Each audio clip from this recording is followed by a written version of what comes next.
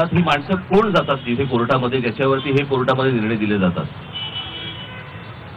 दुसरा विषय असा आहे की या भारताची, या देशाची संपूर्ण विभागणी ही भाषावार प्रांतरचनेनुसार झालेली आहे.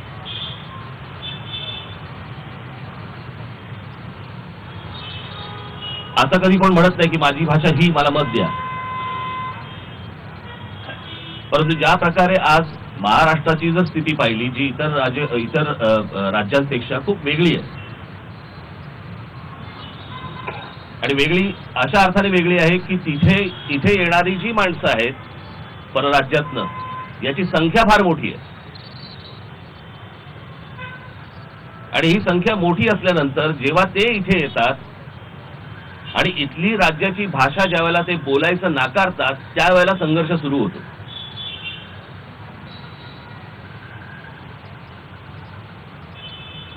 आपल्याकडच्या एकूणच अगोदरचं सरकार काय, आत्ताचं सरकार काय, यांचं एकूणच धोरण पाहता या राज्यामध्ये निर्माण होणारा रोजगार हा इथल्या स्थानिकांना 100% मिळाला पाहिजे, ही भूमिका का असत नाही? आणि मग बाहेरच्या राज्यातल्या मुलांना काय इथे दिलं जातं?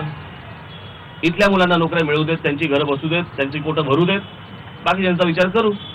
हे असले विषय ज्यावेळेला सुरू होतात त्यावेळेला विषय भाषेचा येतो आणि बाकीच्या गोष्टींचा येतो. ही गोष्ट मला असं वाटतं सुप्रीम कोर्टाने पण समजून घेतली पाहिजे. विनाकारण हे विषय काही आणले जात नाहीत आणि विनाकारण लोकांना हे विषय काही पटत नाहीत. त्याच्यामुळे कोणतरी कोर्टात जायचं, कधीतरी एखादा आदेश द्यायचा कुठच्या तरी गोष्टींचा, पण वस्तुस्थिती काय आहे हे एकदा तपासून बघा ना. ती न तपासता ज्यावेळेला तुम्ही अशा प्रकारचे निर्णय देता, आम्ही कसे मानायचे?